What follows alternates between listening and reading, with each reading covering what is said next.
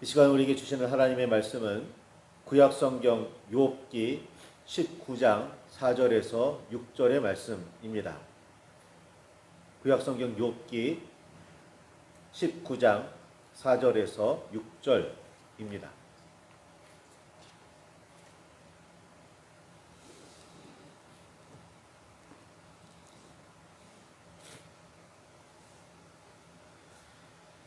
찾으셨으면 우리 함께 말씀을 봉독하시겠습니다.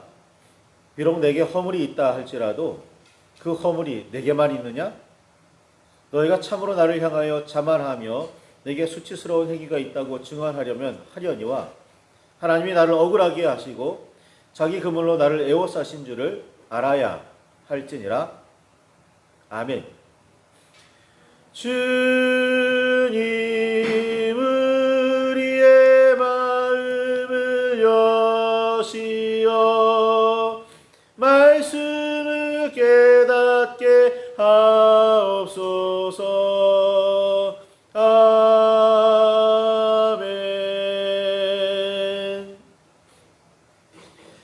주님의 사랑과 그 크신 은혜가 저와 여러분 안에 가득하기를 소망합니다.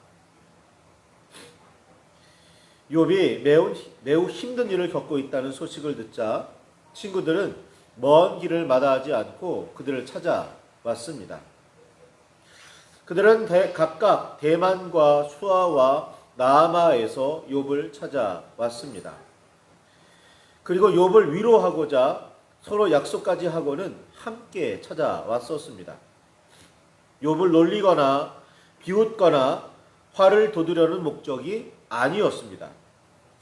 그런 그들이 마주한 욥의 처지는 소문과 상상 그 이상이었습니다. 그래서 욥을 만나보자마자 소리질러 울며 자기의 겉옷을 찢고 하늘을 향하여 티끌을 날려 자기 머리에 뿌렸습니다. 이는 욥이 겪고 있는 불행을 매우 안타까워하며 그의 처지를 매우 슬퍼했다는 의미입니다.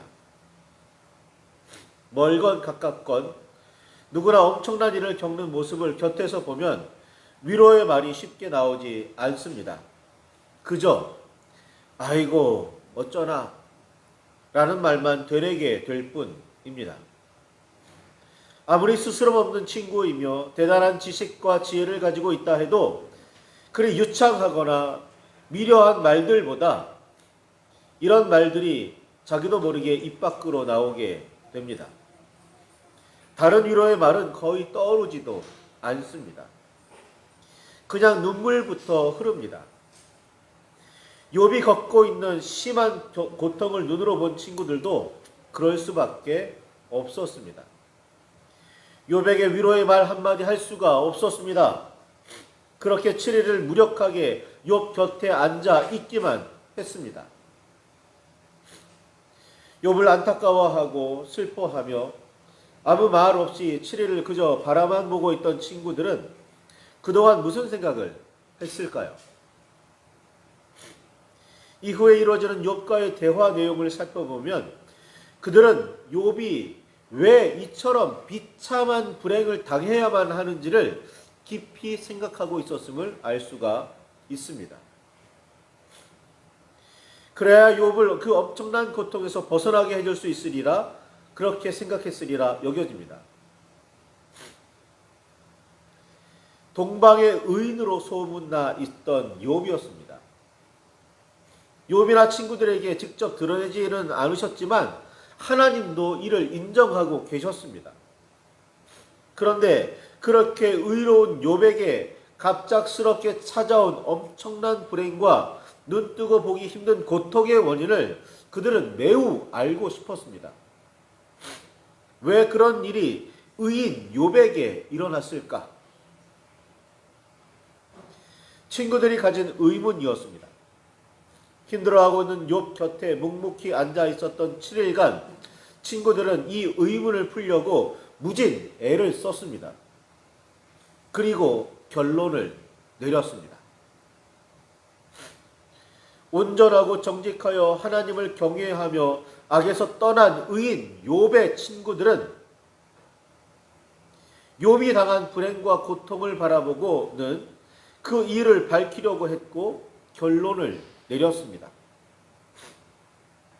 그들은 욥을 잘 알고 있는 친구들이었고 욥을 위로하기 위해 고생도 마다하지 않을 정도로 가까운 사람들이었습니다. 그런 그들이 욥이 왜 그런 고난을 맞아야 하는지 7일간 고찰하고는 결론을 내렸습니다. 그들은 자신들이 내린 결론을 분명하고도 확실하다고 여겼습니다. 다시 생각해 볼 가치도 없는 사실이라고 말입니다. 욥의 친구들은 욥이 겉만 번지르르 한 죄인이라고 결론을 내렸습니다. 욥이 그동안 보여주었던 의로운 모습은 그저 거칠애였고 실제로는 그 엄청난 불행이라는 징벌을 받아 마땅한 죄인이라고 말입니다. 다른 사람들 앞에서는 그렇게 의로운 듯이 보이도록 행동했지만 뒤로는 온갖 더러운 악을 모두 저질렀다고 말입니다. 이것이 욥을 그렇게도 잘 알고 있으며 심지어는 매우 사랑한 친구들이 내린 결론이었습니다. 7일간 욥 곁에서 그의 고통당하는 모습을 직접 본 친구들은 욥이 하나님의 저주를 받을 만큼 큰 죄인이라고 욥을 몰아세우기 시작했습니다. 욥을 위로하려고 그 먼 길을 찾아온 친구들, 욥과 그렇게도 오래 사귀며 그를 잘 알고 있던 친구들, 욥의 고난을 옆에서 7일간 직접 보았던 친구들이 말입니다. 욥은 그런 친구들에게 이렇게 말합니다. 욥기 6장 14절에 낙심한 자가 비록 전능한 자를 경외할지라도 전능한 자 경외하기를 저버릴지라도 그의 친구로부터는 동정을 받느니라. 10장 1절에 내 영혼이 살기에 곤비하니 내 불평을 토로하고 내 마음이 괴로운 대로 말하리라. 13장 4절에 너희는 거짓말을 지어내는 자여 다 쓸모없는 의원이라. 13장 13절에 너희는 잠잠하고 나를 버려두어 말하게 하라. 무슨 일이 닥치든지 내가 당하리라. 라고 말입니다. 진정한 친구라면 고통으로 괴로워하는 친구를 위로해야 하지 않느냐고 말입니다. 괴로움을 당하고 있는 친구의 하소연 혹은 불평을 좀 들어주고 맞장구 좀 쳐주면 안 되느냐고 말입니다. 오래 사귀어 잘 알고 있는, 그래서 그런 죄를 지을 친구가 아니라는 사실을 잘 알면서도 고통당하고 있다는 이유 하나만으로 친구를 정죄하며 하나님께 징벌받음이 마땅하니 어서 죄를 인정하고 용서를 구하라고 하는 말들을 어찌 그리 함부로 할 수 있느냐는 말입니다. 그럴 바에는 차라리 입을 다물고 있으라고 말입니다. 오늘을 살아가는 우리도 종종 욥의 친구들과 같은 태도로 우리가 살아가고 있는 세상과 사람들을 섣불리 판단하곤 합니다. 그래서 재난당해 아파하는 사람들에게 함부로 말하는 경향이 있습니다. 함께 아파하고 어떻게든 작은 도움이라도 베풀려고 하기보다 너무나 쉽게 정죄해버립니다. 그럴 만해서 하나님께 징벌을 받았다고 말입니다. 그런 말은 그렇게 막 하면 안 됩니다. 옳고 그름에 대한 재판은 하나님께 속한 하나님의 고유 권한입니다. 어떤 사람에게 복과 화를 내리실지에 대해 그 결정 역시 하나님께서 하실 일입니다. 아무리 성경 공부를 많이 하고 기도를 많이 해서 영적인 지식과 지혜가 넘친다고 해도 우리가 함부로 할 일은 아닙니다. 이는 우리가 아니라 하나님께서 하실 일입니다. 그 아픔을 공감하지도 못하면서 웃음이나 내비치는 그런 사람들 역시 말도 안 되는 사람들이죠. 아픔을 뼈저리게 알면서도 나름 공감했다면서도 함부로 죄에 대해서 언급하면 안 되는 겁니다. 욥은 지금 욥에게 필요한 건 위로였단 말입니다. 손잡아주고 힘이 되어주는 친구가 필요한 겁니다. 그런데 친구라고 찾아와서는 친구들은 욥에게 그런 친절을, 그런 호의를 조금도 베풀지 않습니다. 냉정하게 너는 죄인이야. 그러니까 용서를 구해. 그러면 하나님께서 너에게 은혜를 베풀어 주실 거야. 라고 말합니다. 레위기 19장 18절에 보면 하나님께서 우리에게 원수를 갚지 말며 동포를 원망하지 말며 내 이웃 사랑하기를 내 자신과 같이 하라. 사랑하라. 나는 여호와이니라.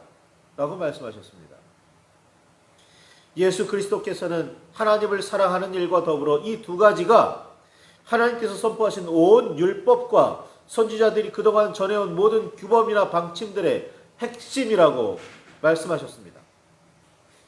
아무리 미워하는 사람이라고 마구 원수를 갚거나 함부로 원망하지 말고 오히려 사랑하라고 말씀하셨습니다. 잘잘못을 가리는 심판이나 죄인임을 확정하는 정죄는 하나님만이 하실 수 있으니 그런 일들은 모두 하나님께 맡기라는 말씀입니다. 하나님의 사람이자 그리스도의 제자인 우리는 그저 사랑할 뿐이라고 말입니다. 그러나 보통 우리는 자신을 의롭게 여기고 남을 악하다고 몰아세우기에 바쁩니다. 자신은 잘하고 있는 반면에 모든 문제는 이웃을 비롯한 다른 사람들이 저지르고 있다고 말입니다. 그리고 이웃을 자신처럼 사랑하라고 하신 말씀을 실천하기가 왜 그리 어려운지 모르겠다며 하소연을 합니다. 사랑할 마음도 그럴 준비도 전혀 하지 않으면서 말입니다. 예수께서는 누가복음 6장 32절에 너희가 만일 너희를 사랑하는 자만을 사랑하면 칭찬받을 것이 무엇이냐? 죄인들도 사랑하는 자를 사랑하느니라. 너희가 만일 선대하는 자만을 선대하면 칭찬받을 것이 무엇이냐? 죄인들도 이렇게 하느니라. 너희가 받기를 바라고 사람들에게 구워주면 칭찬받을 것이 무엇이냐? 죄인들도 그만큼 받고자 하여 죄인에게 구워주느니라. 라고 말씀하셨습니다. 그런 사랑은 누구나 심지어 죄인들도 하는 사랑이라고 말입니다.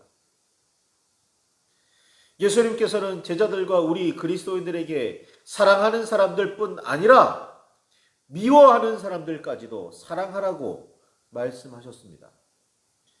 원수라도 말입니다.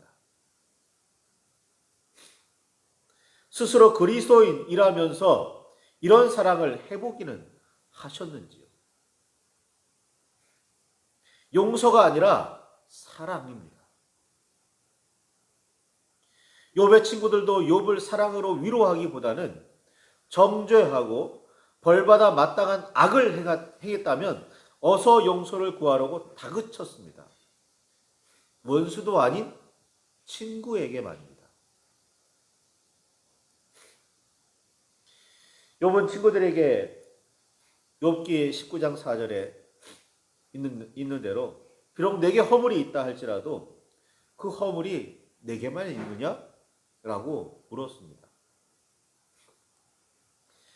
친구들도 욥도 모두 여호와 하나님 외에 참으로 의로운 존재는 하나도 없다는 사실을 인정하고 있었습니다. 그 누구도 하나님 앞에서 스스로 의롭다고 말할 수 있는 사람은 아무도 없다는 사실을 잘 알고 있었습니다.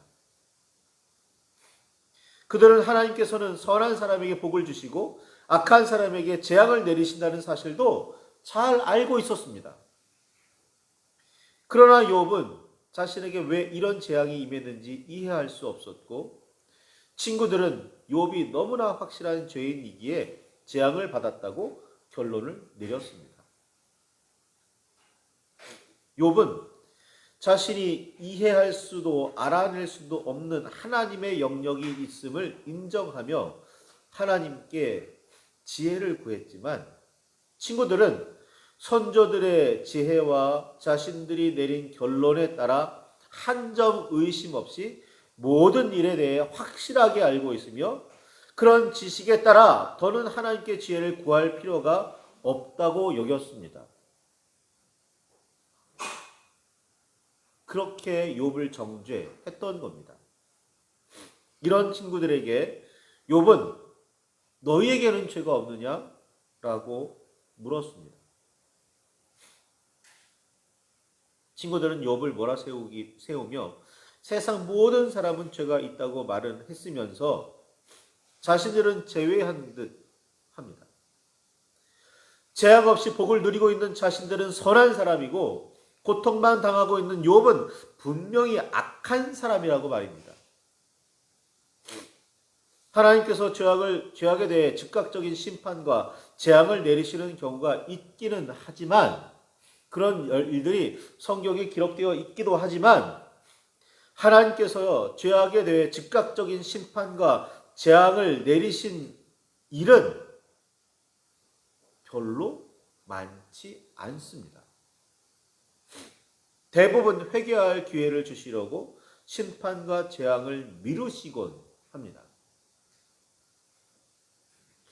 베드로의 깨달음처럼 오직 주께서는 우리에 대하여 오래 참으사 아무도 멸망하지 아니하고 다 회개하기에 이르기를 원하십니다.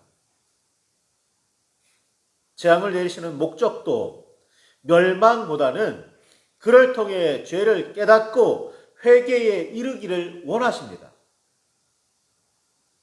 그래서 아무도 멸망에 이르지 않기를 바라고 계십니다. 이것이 하나님 아버지의 마음입니다.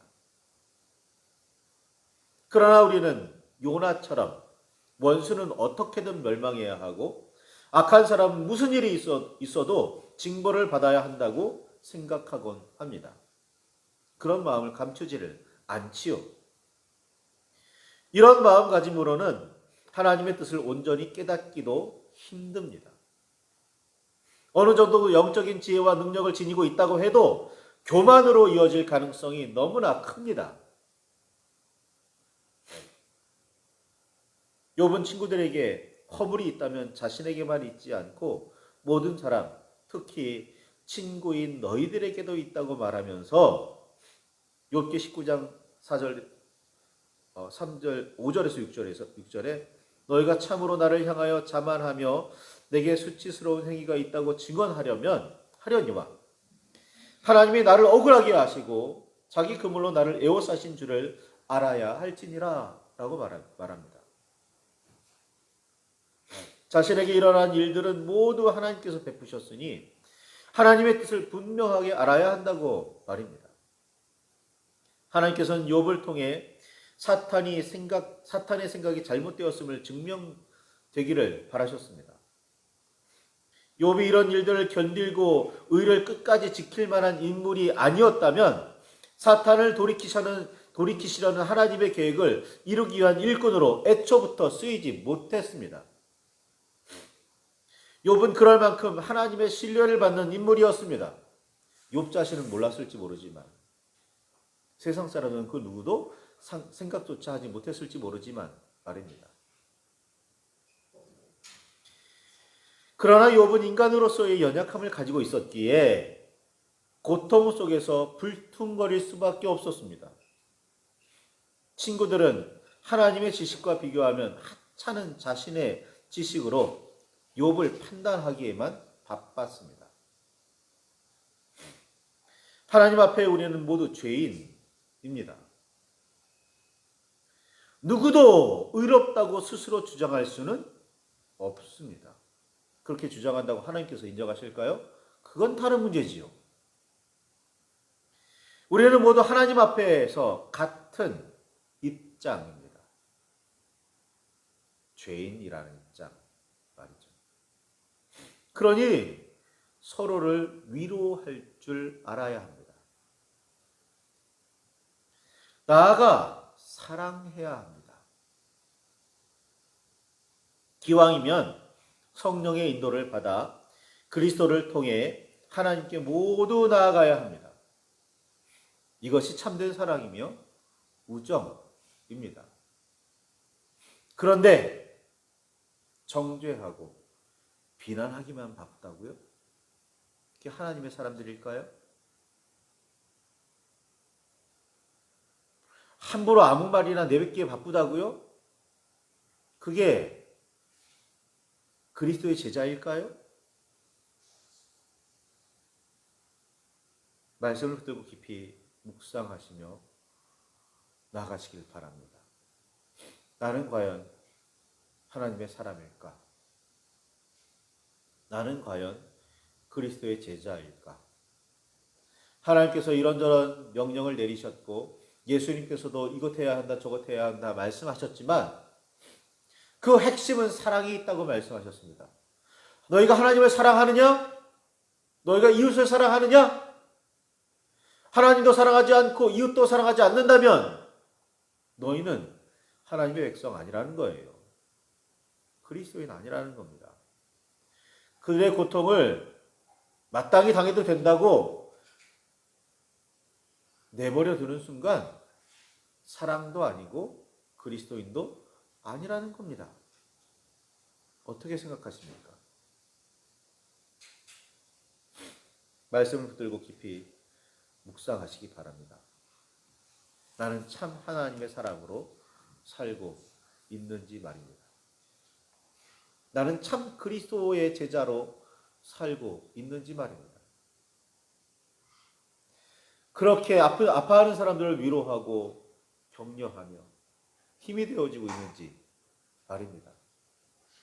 그들에게 사랑을 베풀어 주며 도움의 손길을 내밀고 있는지 말입니다. 말씀을 붙들고 깊이 묵상하실 수 있길 바랍니다.